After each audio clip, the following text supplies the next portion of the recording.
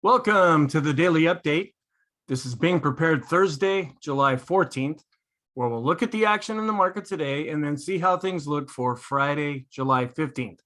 We had another down day. Pretty much everything is looking negative right now. There are some areas, though, that are positive. Our sector rotation still looks like it's holding up, and I'll show you the charts. There are a few areas where we can see some glimmers of hope. But for the most part, we've switched back over to negative. There's a lot of headwinds that the market is really trying to go up against right now, and it's really finding a difficult time to do that. But we did see a nice recovery on Thursday. We opened down pretty severe, kind of bounced around for a little while, and then came back up. So I'll talk about that. First of all, two announcements. I do have a temporary email address. It's spxinvesting@gmail.com. And please note that on Wednesday, July 20th, I will not be able to do a video that day. All right, let's go back in and talk about what happened. At the open, we had a gap lower and we dropped below S1. That's kind of what we're seeing a lot these days. S1 was at 37.64 and we went down to S2 at 37.26. We did rebound up to S1. Gee, do you think these pivot levels are pretty important? Yeah, that's why I watch them, especially on the 10-minute chart. We get different pivot levels with the 30-minute, 60-minute chart, but I found the ones on the 10-minute chart to be the most helpful. As the day went on, after we fell down to 37.50, kind of a round number there, prices ended up rebounding up to the daily pivot at 37.97, almost back up to 3,800. Going into the close, we did close pretty much near the high for the session. Doesn't mean we had an up day, just means after we rebounded, we stayed higher. We were down 0.30%. On the day, volume was below average. And the technicals, as I said, they're pretty much turning negative, but there are some positive areas that I'll be going through. Inflation and interest rates, that's the thing. We had the PPI come out on Thursday. That was hotter than expected, just like the CPI was. And you've got everybody all freaked out about inflation and then the corresponding interest rates. A lot of geopolitical concerns. We have kind of a new one that I'll go through later on. And then earnings, they're starting to come out. And we had JP Morgan and I don't remember the other one, but they were both lower than expected. And so it was another brokerage outfit. And that took prices lower. So that kind of fed into the whole negative vibe thing that's going on right now. What are some comments that we can say? Our sector rotation continues to improve. Yes, even on a down day. And I was watching this as the day was open. And even though the growth area was down, it was not down as much as the S&P. So that's kind of what we're watching. Yeah, we're still dropping lower. Things have not turned positive, but we're seeing it less lower than what the overall market is doing, and sometimes even doing better than what value is doing right now. So it looks like we're still continuing with this sector rotation. And then at some point, the market will be set then to go up higher. Not necessarily right now, don't really know when that's going to be.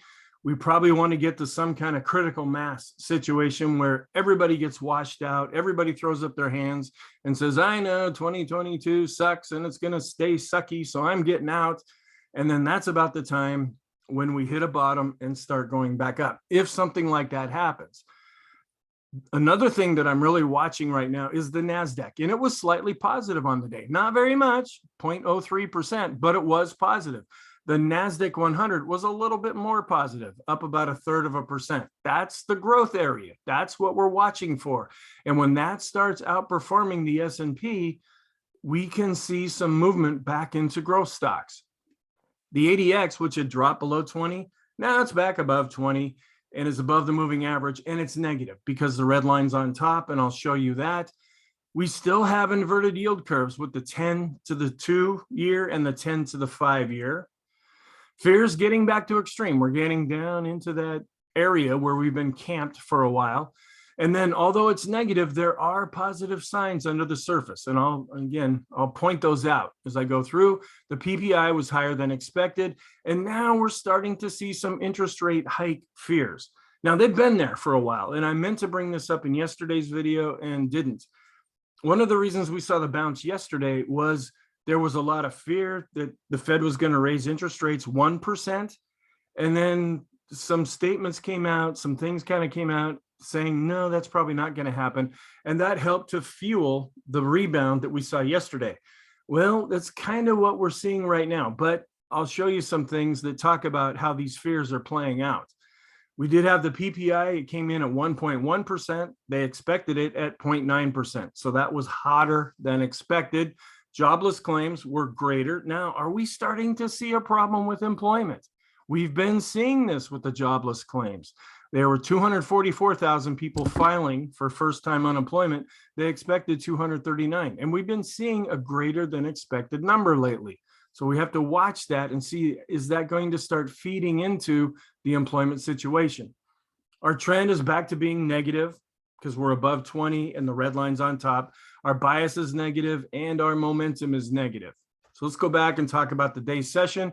We dropped below 25. We're now at 24 and we're just camping out where we've been for a long time now.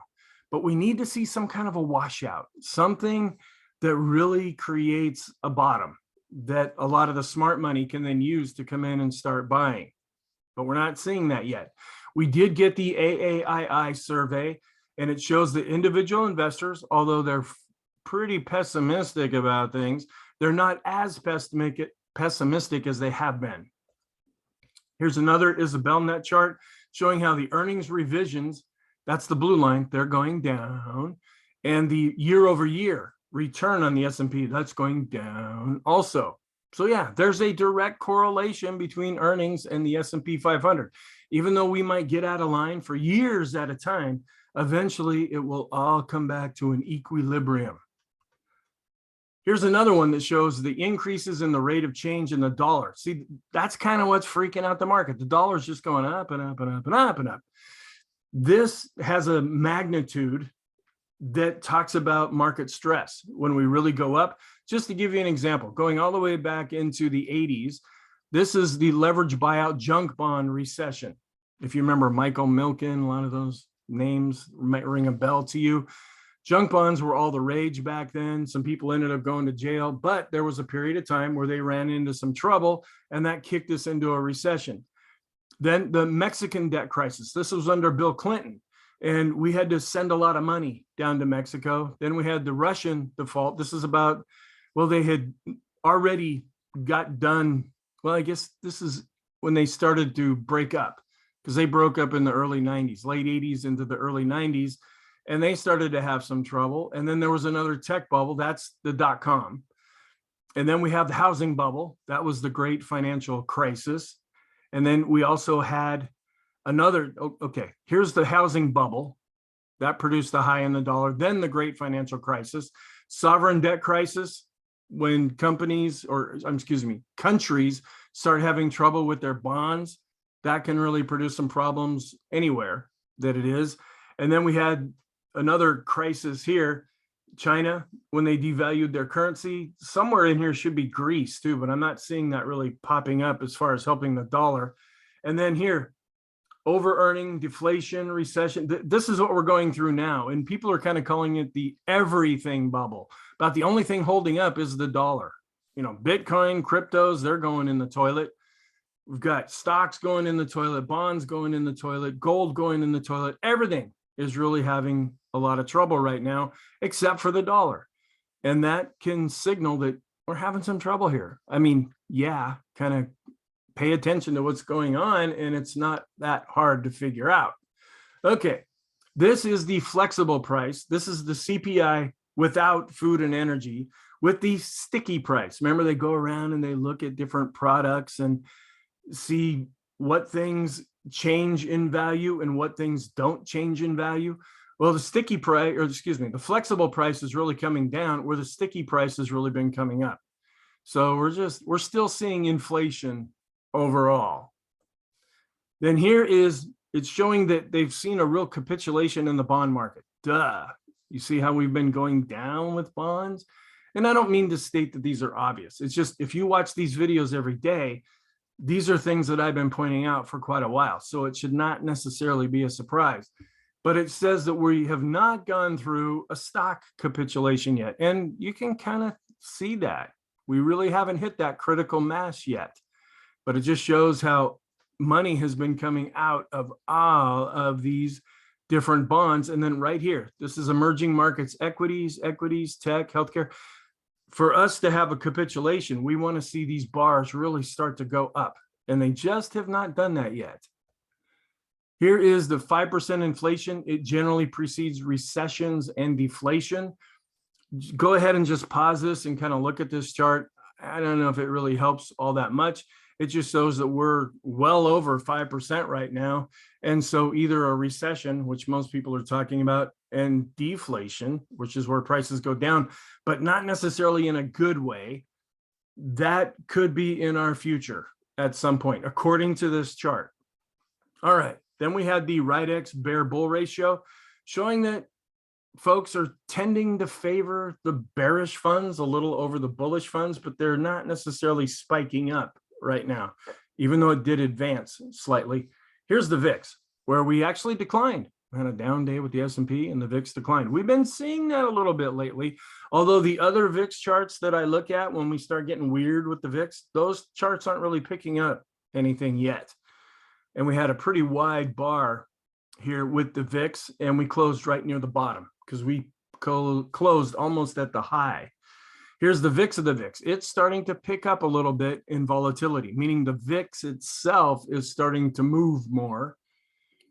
Here's the Ulcer Index, which still is very low. And again, if you haven't heard this yet, please look at the weekly chart of the Ulcer Index. It seems to represent a little bit more of where we're at right now, showing that fear is really, really high on that chart. We're down 21.34% from the all-time high. We're back into bear market territory.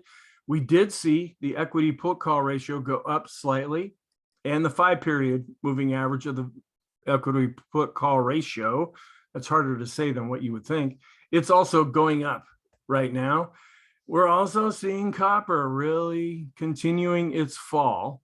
And here is the ratio between copper and gold, where they're both going in the toilet right now. So they're like racing to the bottom here. And here's the spread, where the black line, that's the chart we just saw, and the spread between where the copper gold ratio is and current interest rates. My goodness, you've got the 2-year up over 3%. We're dealing with 3% with the 10-year and even the 30-year. So that's why the yield chart looks so crazy right now. Commodities, I haven't shown this in a while. I just wanted to show how commodities have really been taking it on the chin. They're still in an uptrend.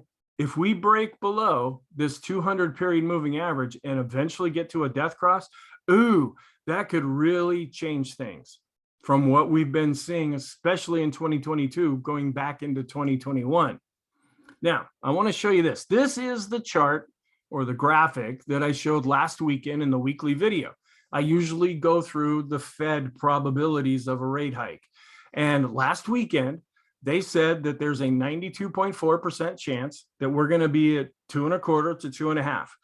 We're at 1.5 to 1.75 right now. So that would be a 75 basis point move, or 0.75% move. All right. That's in the market was pretty comfortable with that. Well, look at what's coming up right now. This is the same time period here. Look at how it's changed. Now it's almost 50-50. They think there's a good chance that we might raise rates a full point or 100 basis points at the meeting coming up July 27th. So that has the market pretty spooked right now. See the change here? And just a few days later, boom, we're back to about a 50-50 chance, 51-48. If you like that. Okay, support and resistance. Here are the resistance levels for Friday's session right here. Again, I'm just assuming that some of you might pause this and try to look at these numbers over on the side. Here's the daily chart showing that we came back up and got above the pivot. Well, we're still breaking down below the pivot, but I'll point this out in other charts, but this bar is actually looking pretty positive. Well, yeah, we were down, but look, we closed near the high. So that could be some positive intraday movement. And I'll go through here in just a moment. We're kind of dangling around this longer term support here. we broke down below it. And now if we're trying to come back up, it might act as resistance. And here's the other chart.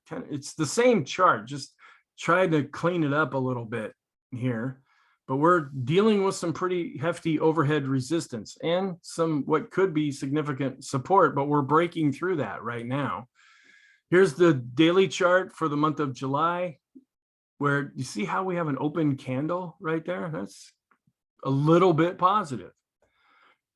Here's the Fibonacci levels. Maybe it's a little easier to see this way, where we broke down below this level. These are two fib levels right here that we've broken down through, and support that held up in the past. But now as we're coming back up, that may act as resistance. Here's the weekly chart, also showing that we're down below the 38.2 retracement right now, where we might have a difficult time coming back up out of that. And if we fall, we might go, well, this chart says we could go all the way down to 35.08 or 35.09. I don't know.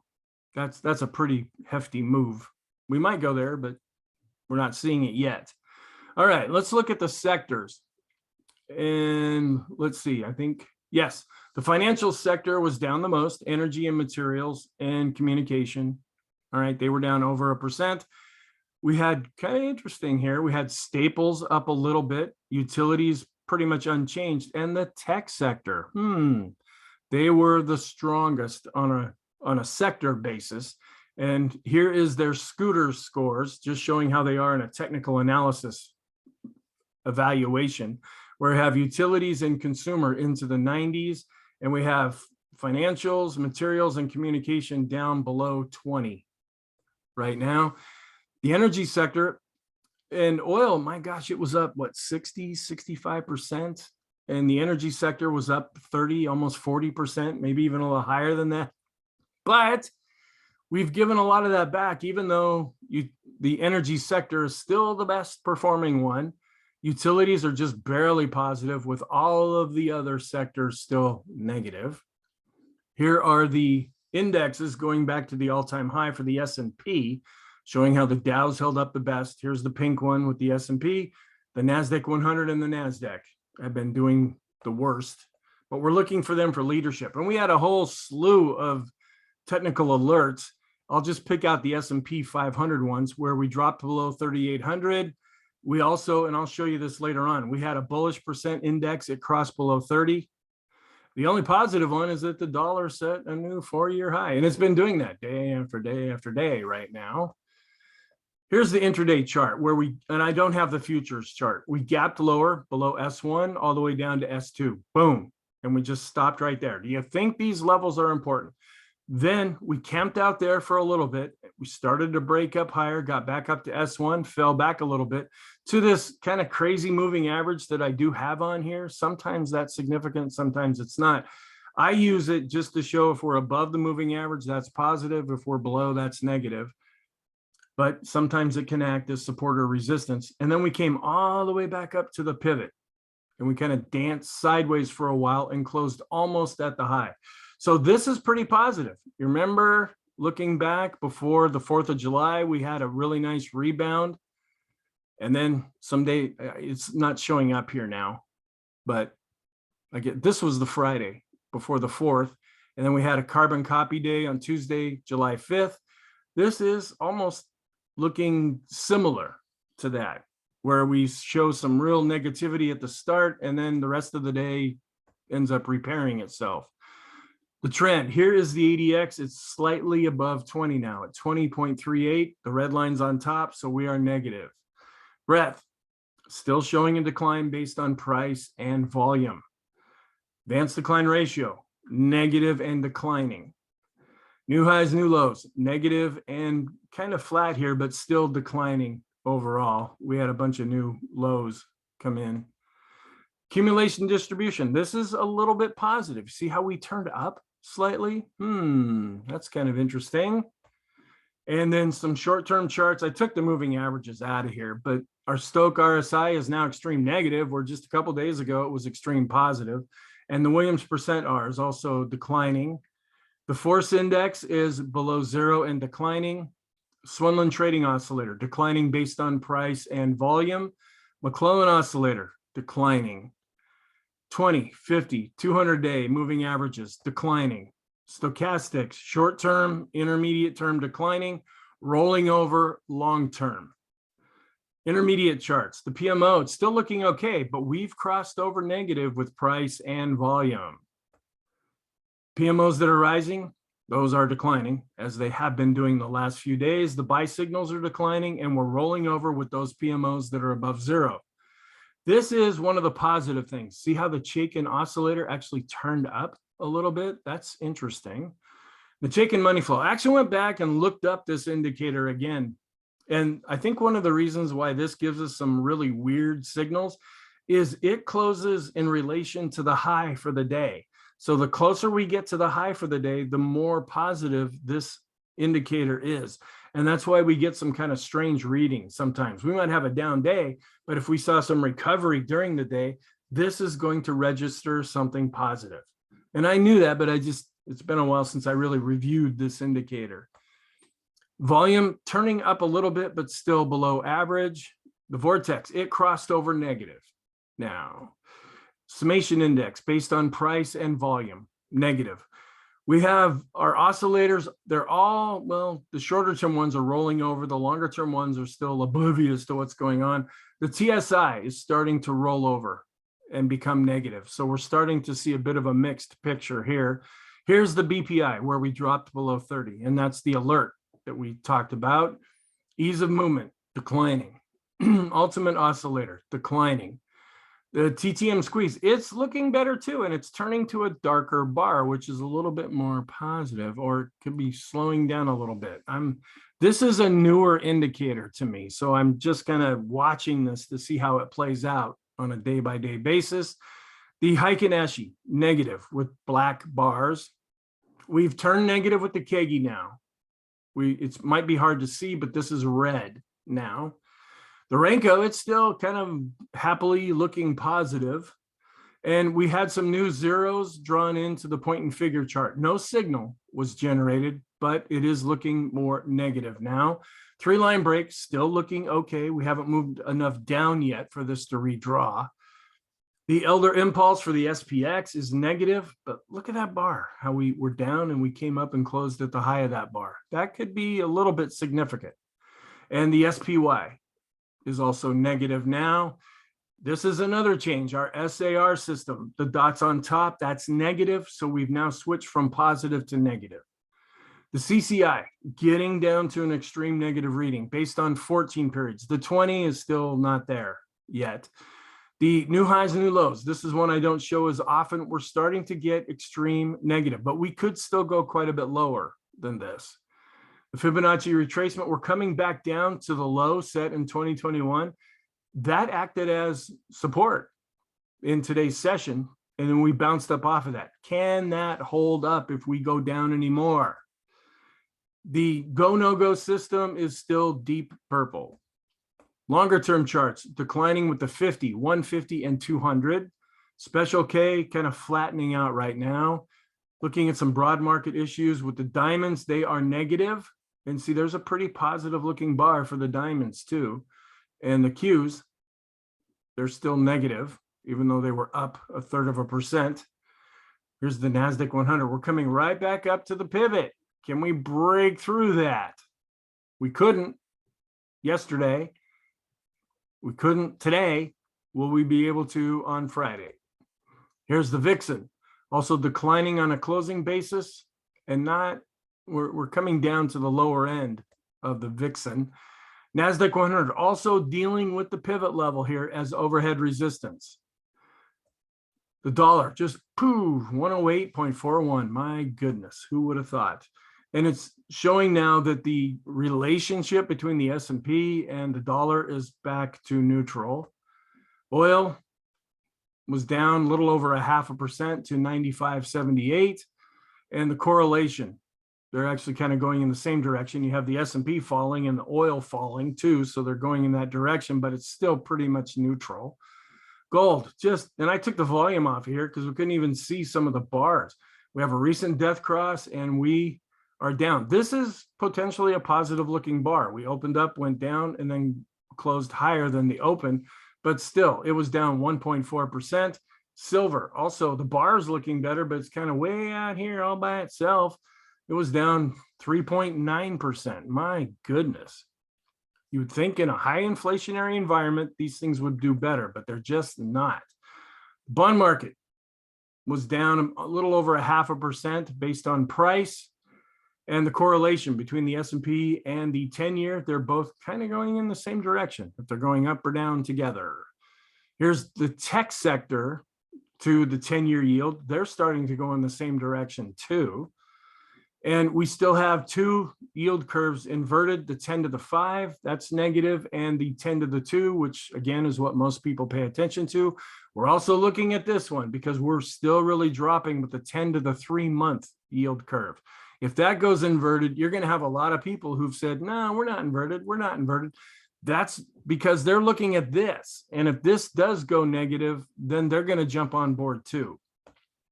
The 30-year yield, 3.11% right now.